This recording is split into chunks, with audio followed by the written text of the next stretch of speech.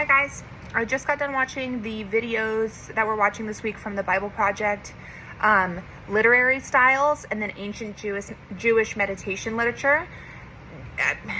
Was I the only one that didn't know that there's these different literary styles in the Bible, and understanding the style is important for how you interpret it so you don't miss things that we're supposed to grasp when we're reading.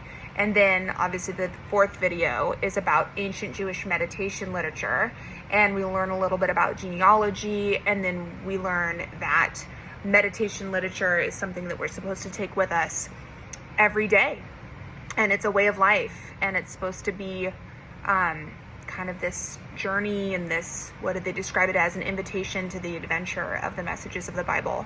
So I thought it was really valuable, telling us as like a highlight on the very beginning of the third video, pay attention to the style that it's written or you'll miss the brilliance of the Bible. I love that, and I feel like that kind of resonates into just logical thinking too. If I've ever prepared myself to really want to take in a message or receive counsel from someone, or if I'm taking notes in a lecture hall or whatever it might be, I'm prepared to meet that style of information that's going to be coming to me.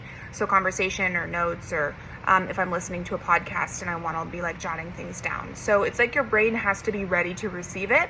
And so it has to understand, okay, this is going to be some poetry that's coming at me. I'm going to have to decipher more metaphors and think slowly and calmly about it. So I love that. And I feel like I'm going to use that in the future. I was surprised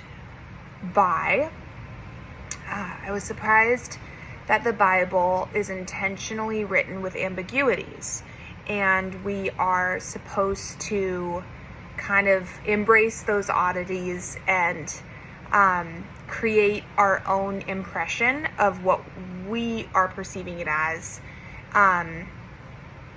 Again, because like we learned in other discussions, it's not written for us, right? So our job is to interpret it and educate ourselves on the message that we're supposed to be getting.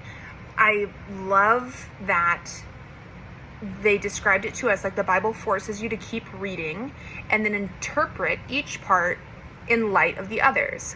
They said that this dense way of writing forces you to slow down, read carefully, and interact with each other, having discussions about the Bible. And lo and behold, here we are in a class, learning about the Old Testament and having discussions on it. So it's like this difficult to understand, hard to break apart kind of literature creates conversations and whole communities of people who are going to church to listen to a pastor break down a sermon about the Bible. I mean, and it can be like one sentence and there's like all these messages.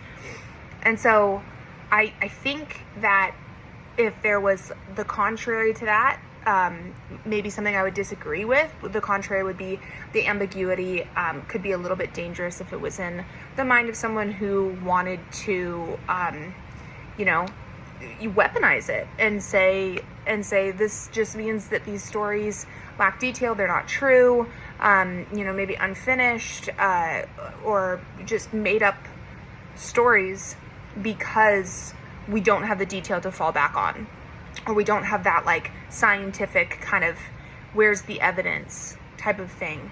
And so it's interesting that we're learning that this ancient Jewish meditation literature is written with ambiguity so that we can use it and to ignite our curiosity and compare it to our own lives. So I'm interested to see what everyone else has to say. Thanks, guys.